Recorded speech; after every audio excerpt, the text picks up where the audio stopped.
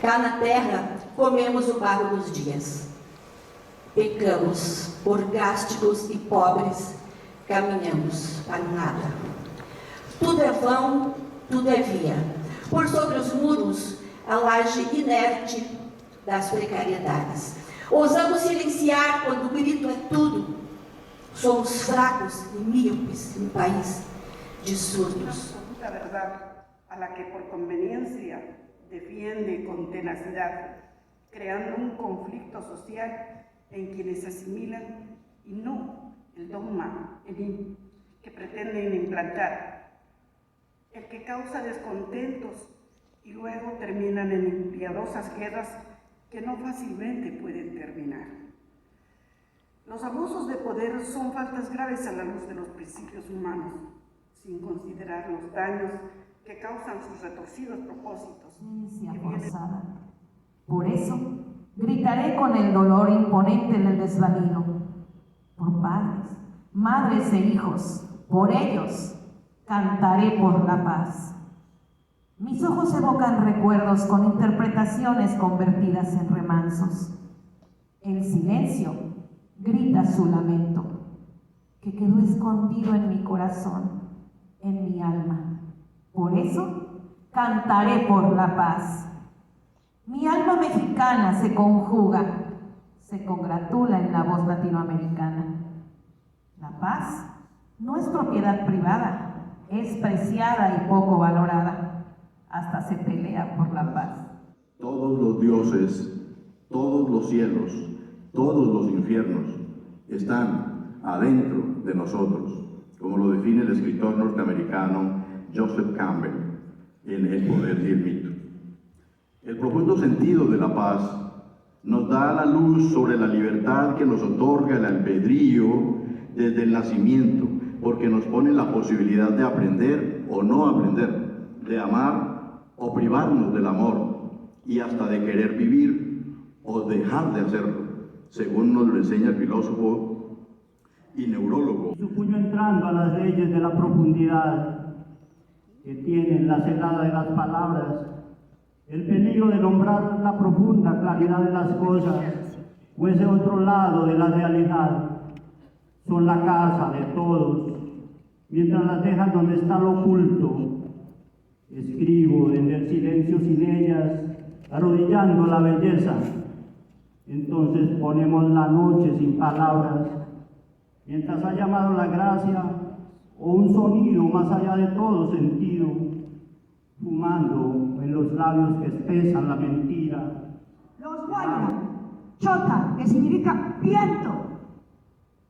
También de las escritoras latinoamericanas de la democracia, colectivo de mujeres que año tras año se reúnen en un encuentro para reafirmar su compromiso social con la vida, la paz, la justicia, aportando a la cultura con sus diversas producciones escritas.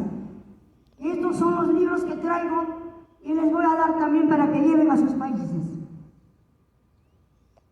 Ahí verán cómo es la mujer peruana tan valiente que afronta las situaciones y también afronta las situaciones de pandemia en el tiempo de COVID. Dejándome llevar por él hasta que llegué aquí. Una plaza, un barco, un amor. Ya no podré vivir sin ti, sin tu aroma seductor.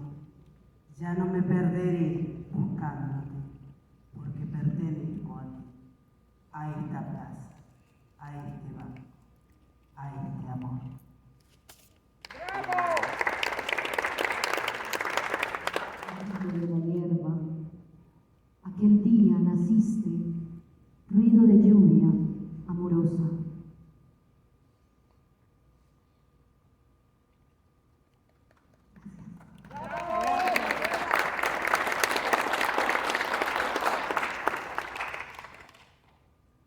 Este es el nido secreto desde donde observo el mundo, donde lo reservo a mi favor o lo vuelvo a mi contrario, donde respondo como todos al deber del nacimiento desde el distante ojo y ese gran secreto De tu bruma, ninguna puerta al abrirse es eterna. Ninguna mirada es el reloj de arena, su desierto. En el camino, cada vez más distante, hasta extinguirse, al anochecer el sol visitándote sin encontrarte en su vuelo solitario. De nada sirve esconderse en el mundo que desaparece, en el árbol esperando al tiempo, las palabras suspendidas en el aire. Chamo agora para começarmos a compor a nossa quinta mesa. Primeiro vamos chamar a senhora Zélia Balbina Puri, de Niterói, Rio de Janeiro. Produtora cultural, poeta, representante do povo Puri. Faz parte do mulherio, das letras indígenas e do movimento de resgate Puri. Embaixadora da Paz, por Genebra. Por favor, ela abre a nossa mesa com a sua mensagem. Boa tarde, queridos e queridas, parentes e irmãos. É um orgulho, conforme eu tenho dito todos os dias, estar aqui compartilhando com vocês a semeadura desse grão, né, que é a nossa crença na palavra da paz. O meu trabalho, ele se pauta muito no compartilhar, no semear, no dividir, porque eu acredito que a divisão é a maior multiplicação das coisas, né? Então eu hoje trouxe para vocês uma palavra que quer dizer, não é uma palavra que ela já está aí, é a paz, mas eu trouxe ela dentro de um contexto um pouco diferenciado, para que possamos, acredito eu, ter um proveito maior e uma abertura maior para a produção da paz.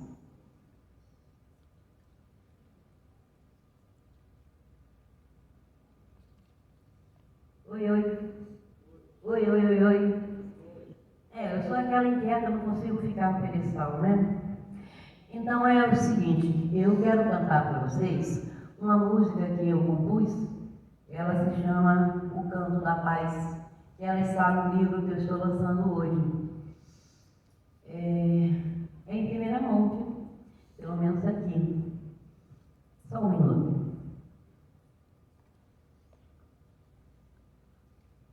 Muita gente treme, né? E eu fico com a boca seca.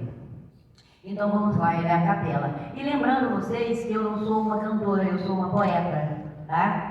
Mas a música é mais ou menos assim. O mais importante, lembre-se, é a letra, tá? Você sabe o que é paz, meu irmão? Não sei não.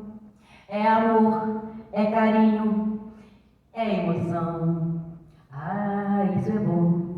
Você sabe o que é paz, meu irmão? Não sei não. É viver a vida com paixão. Eu digo que a paz é possível, temos que nos empenhar, conjugar o verbo certo e o verbo é pasear. Eu digo que a paz é possível, temos que nos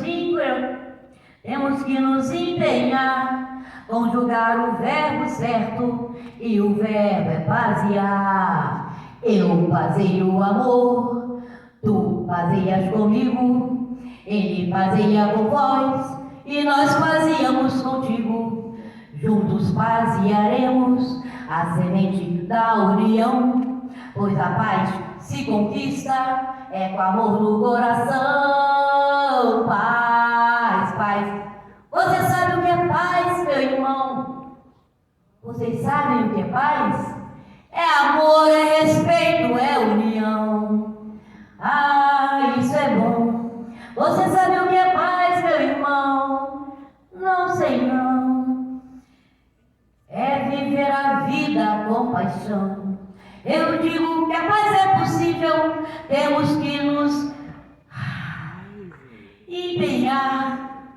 Às vezes é tão difícil dizer essa palavra, mas eu cito e eu digo que a paz é possível, temos que nos empenhar, conjugar o verbo certo e o verbo é basear. Ô, gente, vocês lembram? O verbo basear, a paz, ela pertence ao verbo basear. Então a gente conjuga o verbo nessa música. Eu baseio o amor, tu baseias comigo, ele baseia com vós, e nós baseamos contigo. Juntos basearemos a semente da união, pois a paz se conquista. É o amor no coração, e ela vem de dentro e explode para fora, e compartilhamos. Era essa a minha mensagem.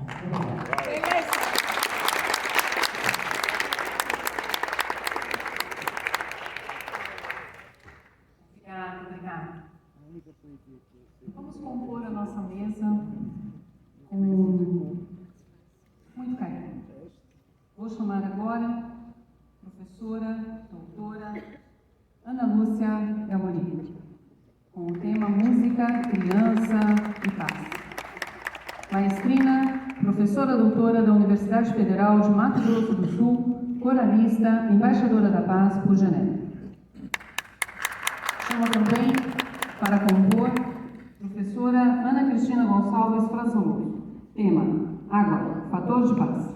Graduada em administração pela Universidade Federal de Mato Grosso do Sul. Pós-graduada em gestão ambiental, perita ambiental, embaixadora Lixo Zero de Mato Grosso do Sul e embaixadora da paz por Genebra.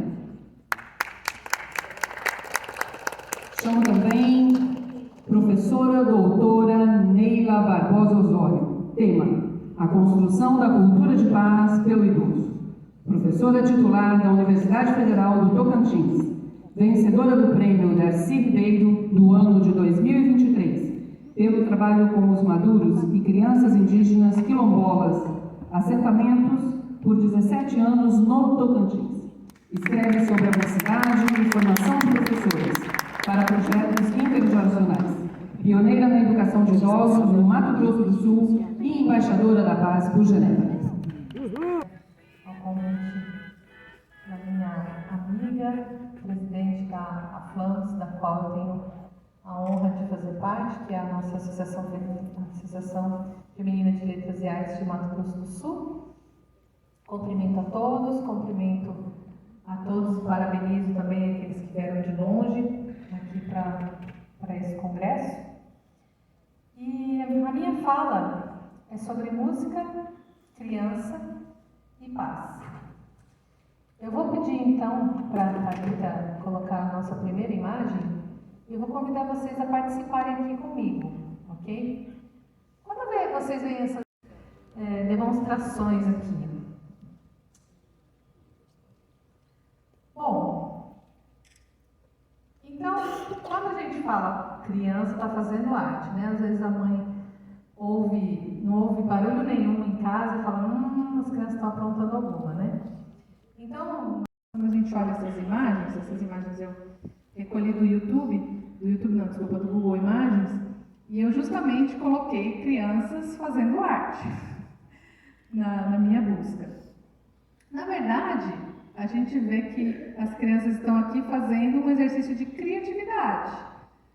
Elas estão colocando em prática a imaginação, o faz de conta, explorando, manipulando objetos, manipulando materiais, enfrentando desafios. Então, quando uma criança faz experimentações, e aí ela experimenta com tinta, ela vai experimentar outros materiais, na verdade, a criança é sempre muito curiosa.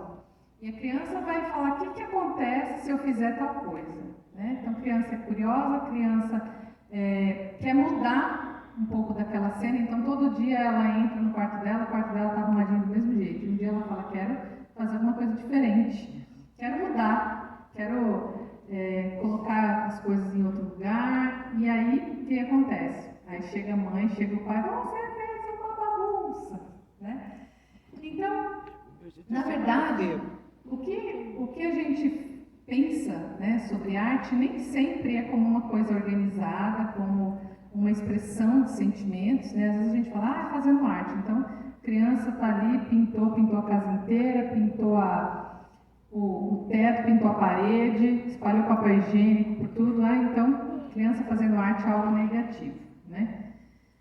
Então, eu vou agora falar sobre crianças fazendo arte de verdade, arte com letra maiúscula, né, como uma área do conhecimento. Eu sou uma professora que trabalha no curso de formação de professores de arte. Eu trabalho no Prof. Arts, que é o mestrado profissional em artes da Universidade Federal de Mato Grosso do Sul. Então, agora eu vou falar de arte como um conhecimento científico. Então, vejam que eu coloquei praticamente os mesmos itens nessas duas partes do slide. Então, quando a criança faz arte, de fato, ela desperta os sentidos. E a gente pode ver que a criança começa a se sensibilizar. Isso vai ativando a percepção, e quando eu falo de percepção, não só a percepção auditiva, mas a percepção de mundo. A criança fica mais atenta, ela fica mais desperta, que está ao seu redor. A criança apura o senso estético, então ela vai aprender a apreciar aqueles detalhes, ela vai observar com mais cautela, com mais cuidado, com mais atenção aquilo que a rodeia. A gente também, assim como eu coloquei no primeiro slide, a gente exercita a criatividade, a imaginação, faz de conta, a gente explora, a gente manipula objetos, manipula materiais artísticos. E eu estou mais ligada à área da música, essa é a minha área de formação, mas estou falando pela arte como um todo. A criança enfrenta desafios quando a criança faz arte, porque uma criança que faz uma obra de arte, é claro, né, quanto mais nova é a criança, menos autocrítica ela tem.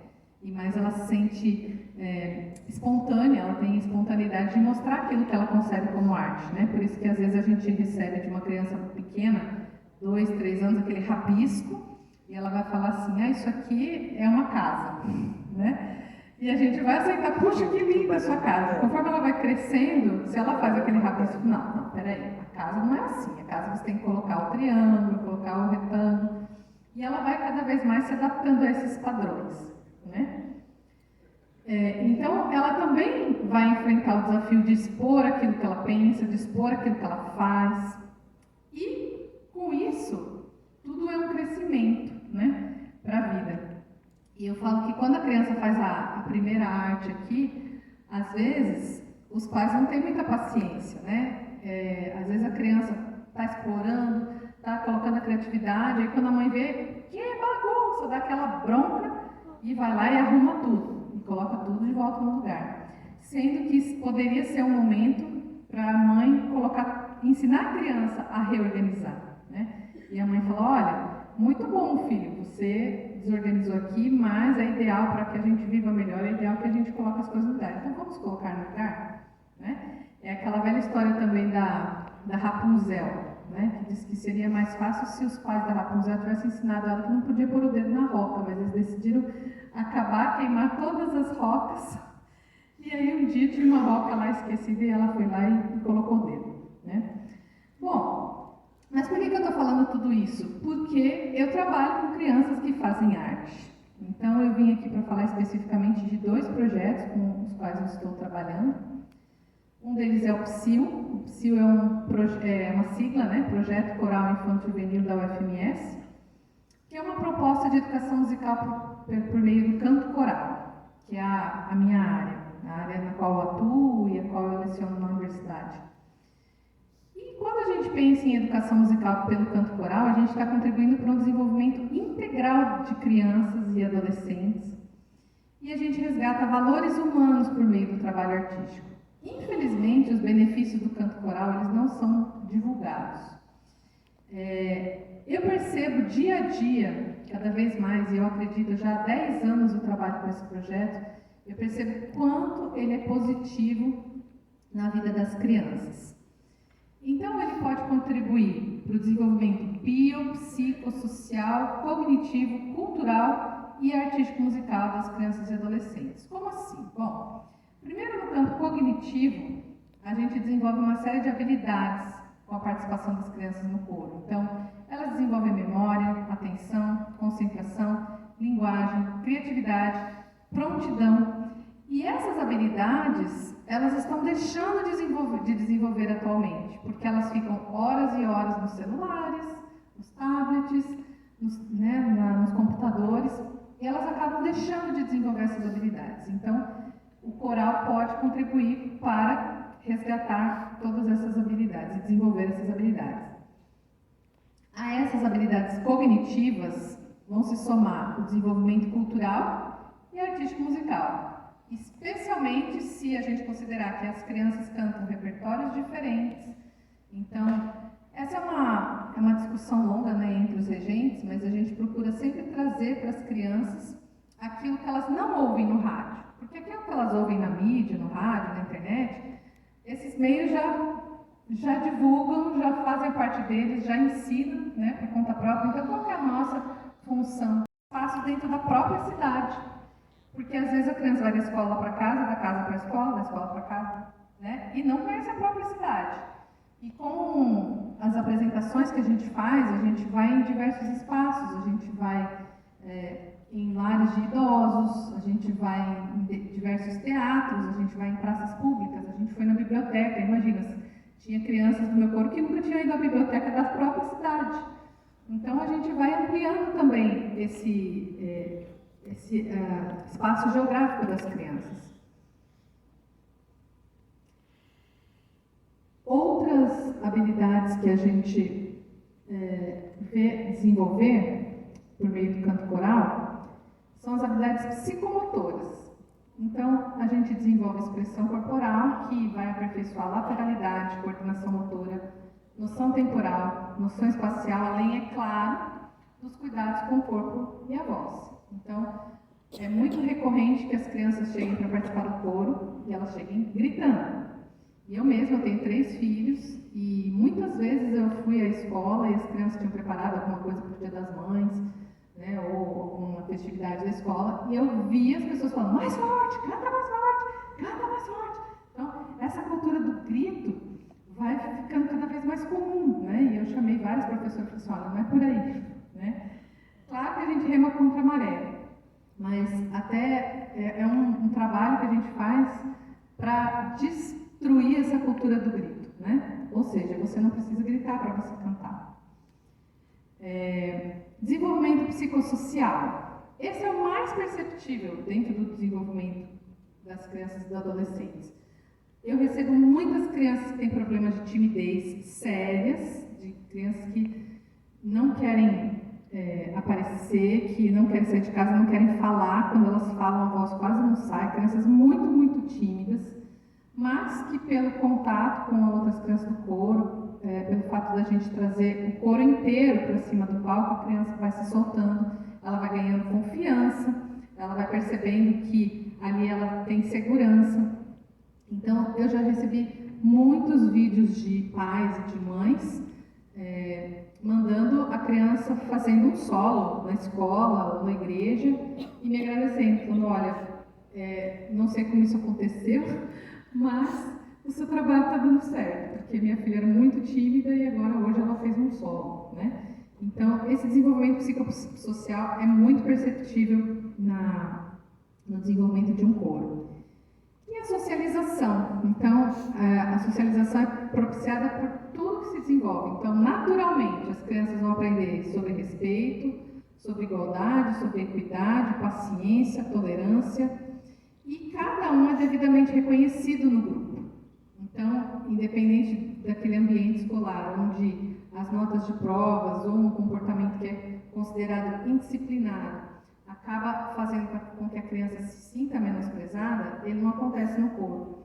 Eu tive um coralista, que uma vez eu fiz uma entrevista, e eu perguntei: o que você mais gostou, desde que você entrou no coro, o que você mais gostou de desenvolver, né, das atividades? Ele falou assim: eu gostei porque aqui eu aprendi a ser amigável, porque eu não tinha muitos amigos na escola, porque na escola ele era considerado um mau elemento, ninguém queria ficar perto dele, as professoras todas deixavam ele de lado, e foi no coral que ele fez novos amigos. Então isso para mim, né, me emocionou muito, e é uma história que eu gosto de contar. Então no coro você não é mais você é alguém que faz a diferença. E é uma ideia que a gente trabalha muito, porque e eu tenho que conversar com os pais sobre isso também, porque às vezes os pais falam assim, hoje estou com preguiça de te levar no coral, mas você é mais um lá, você não vai fazer falta. Não, eu falo, pais, o teu compromisso é fazer com que o teu filho saiba que é um compromisso. Então, o compromisso com o coro, a gente assume no dia que você entra no coro. Então, o teu filho aqui, ele faz a diferença. E a gente trabalha com crianças que às vezes são consideradas desafinadas. Eu não tenho teste de seleção para o meu coro, então a gente trabalha com as crianças. Eu acredito que toda criança pode se adaptar, pode ser musical. Algumas precisam de um desenvolvimento por mais tempo, outras rapidamente, dependendo do estímulo que ela tem em casa, né? Às vezes a mãe canta, às vezes a mãe, os pais trabalham, né, com a criança nesse sentido de estimular, e a criança naturalmente ela já é mais musical. Mas aquelas outras que não tiveram esse estímulo, elas também se desenvolvem. E desse lado, então, queria só comentar que eu estou coordenando agora um projeto no estado do Paraná, que é o Paraná Canta. Então, com o apoio da Secretaria de Educação do Paraná, nós firmamos um convênio e nós temos atualmente 8 escolas públicas onde se desenvolve o canto coral. Então, ainda é muito cedo para falar de resultados, nós começamos esse semestre, mas fico muito feliz de que o canto coral comece a ter um reconhecimento por tudo que a gente desenvolve, por tudo isso que eu